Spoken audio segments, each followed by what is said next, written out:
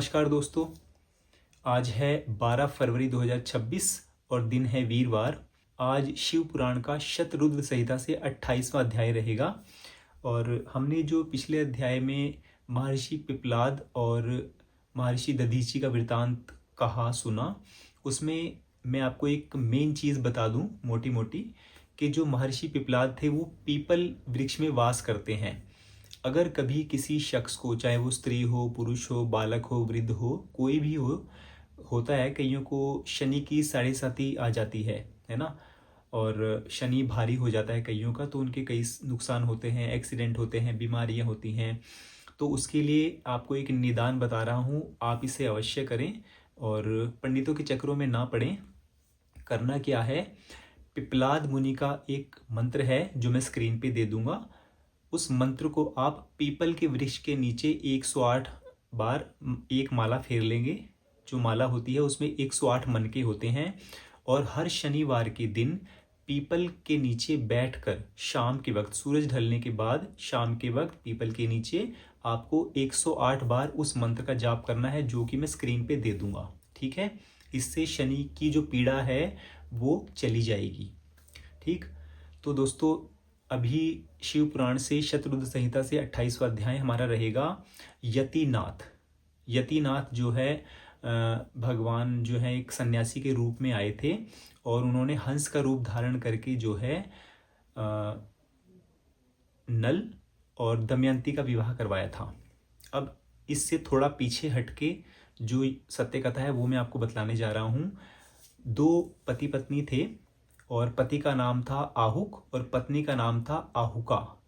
ये भील थे जो जंगलों में रहते हैं और जंगली जानवरों का शिकार करके ही, उनका मांस भक्षण करके ही गुजारा करते हैं। कंदमूल खा के गुजारा करते हैं, फल खा के गुजारा करते हैं।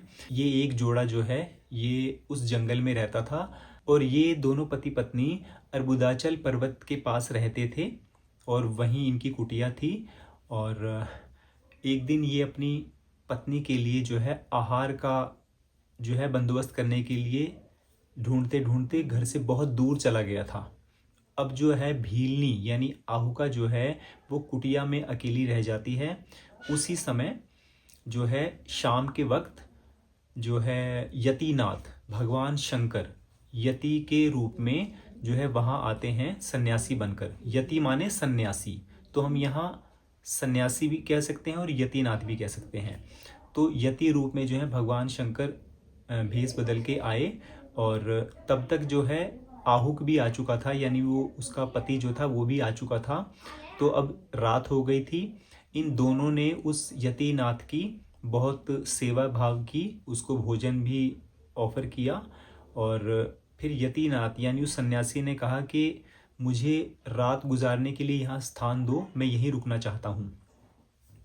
अब जो आहुक था उसने मना कर दिया था कि आप देख रहे हैं छोटी सी कुटिया है, यहाँ तो आपके सोने का बंदोबस्त नहीं हो पाएगा, आप कृपया कहीं और जाकर रहें। अब इस पर आहुका जो उसकी पत्नी थी वो उसको रोक देती है। गृहस्थ धर्म की अवहेलना कर रहे हैं, उसका अपमान कर रहे हैं, ऐसा ना करें। हमारा ये धर्म बनता है कि अतिथि जो है भगवान का रूप होता है, देव होता है, तो हमें इनको यहाँ स्थान अवश्य देना चाहिए। मैं बाहर सो जाती हूँ और आप दोनों इसी कुटिया में रह जाइए और आप मुझे अस्त्र शस्त्र दे दीजिए अपने। ऐसा आहुका ने आहुक से कहा। अब आहुक ने साफ मना कर दिया कि नहीं, तुम बाहर नहीं सोओगी, बाहर जंगली जानवरों का खतरा है, तो तुम सन्यासी के साथ यहाँ रह जाओ कुटिया में, मैं बाहर सो जाता हूँ। तो अब इस पर दोनों में सहमति हो गई और आहुका और वो सन्यासी उस कुटिया में सो गए।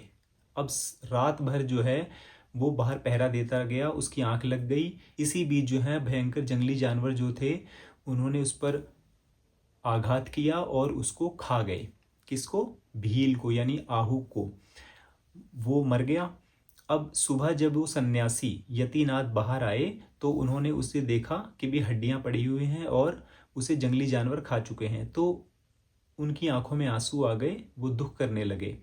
अब इस पर जब भीलनी यानी आहुका ने देखा तो उसने सन्यासी को सांत्वना दी कि आप दुख न करें, ये गृहस्थ धर्म का पालन करते हुए अगर प्राण भी चले जाएं तो उससे बड़ा कर्म कोई नहीं हो सकता। ऐसा आहुका ने उस सन्यासी से कहा। अब आहुका कहती है कि मेरा क्या है, मैं तो अग्नि प्रवेश करके अपने पति के साथ सती हो जाऊंगी। अब ऐसा कहकर वो चिता की सेज सजाने लगी और चिता की सेज सजाकर जब तैयार हो गई तो वो जाकर उसमें बैठ गई। अब इसी बीच जो है यतिनाथ जो थे वो भगवान शंकर के रूप में प्रकट हुए आहुका के सामने और उसे आशीर्वाद दिया, वरदान दिया कि तुम दुख ना करो, अगले जन्म में तुम मुझ जैसा सन्यासी पाओगी और उसका नाम जो है नल होगा। अब जब अगले जन्म की बारी आई तो वही आहुक नाम का भील जो है विदर्भ नाम की नगरी थी या देश था, वहाँ उसने राजा चित्रसेन के यहाँ जन्म लिया नल रूप में। और जो भीलनी यानी आहुका थी उसने, एक राजा था भीम, ये भीम जो है महाभारत वाले भीम नहीं थे, भीम एक राजा था और उस राजा की पुत्री दमयंती के रूप में जो है उसने जन्म लिया। अब भगवान शंकर ने हंस का रूप धारण किया और इन दोनों का विवाह करवाया। किसका? नल का और दमयंती का।